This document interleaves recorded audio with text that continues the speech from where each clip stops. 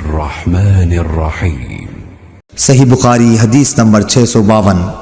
ابو ہریرہ رضی اللہ تعالی عنہ سے روایت ہے کہ رسول اللہ صلی اللہ علیہ وسلم نے فرمایا، ایک شخص کہیں جا رہا تھا، راستے میں اس نے کانٹوں کی بھری ہوئی ایک ٹہنی دیکھی، پس اسے راستے سے دور کر دیا۔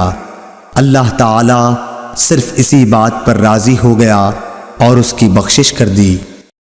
اللهم صل على محمد وعلى آل محمد كما صليت على إبراهيم وعلى آل إبراهيم إنك حميد مجيد اللهم بارك على محمد وعلى آل محمد كما باركت على إبراهيم وعلى آل إبراهيم إنك حميد مجيد